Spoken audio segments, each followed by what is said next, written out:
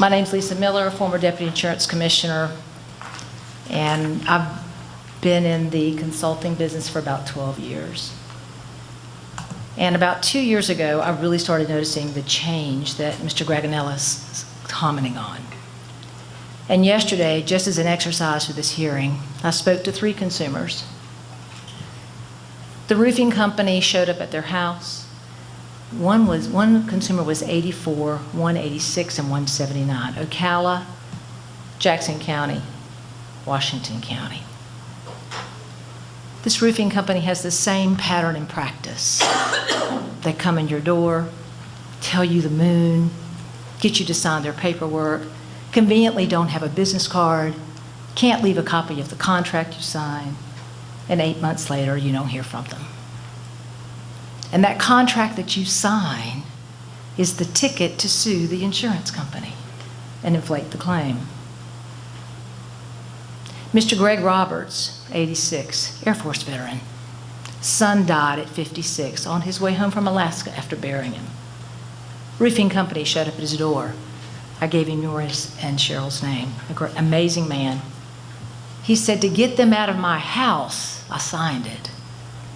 And then I realized what I had done a few hours after they left, and I called their number, and there was no answer. And I didn't know what to do. He didn't know about you, Tasha. He does now. He said, what could I have done? He said, I knew better, but I was exhausted. This is happening every single day. So when we talk about the headlines of companies that have adopted managed repair, the headlines I've seen in the past week, reinsurers rattling their sabers are going to raise rates 20%. 2 days ago, RenRe has a conference call and says Florida's basically hopeless, so get ready. Law firms that are advertising, soliciting, continuing to solicit IRMA claims 2 years ago. Folks, these insurance companies and ultimately our consumers are on defense. The bad guys are on offense. And as I said in the last hearing, and I will say at every hearing, I'm 60 years old. I'm a volunteer. Sure, I get paid by insurance companies to make sure they don't screw up. And they're doing all they can. But if you'll remember a Star Trek analogy for me, whenever the Enterprise was going to go down, it was going to be destroyed. And Dr. Spock said, Captain Kirk, we are not trained for this engagement. These insurance companies aren't trained for this engagement. We keep promises to policyholders. That's what we're trained to do. We shouldn't have to be living with the tyranny that comes in every Monday morning when a claims vice president has 50 lawsuits in their inbox. And all the bus wrappers and all the tyranny.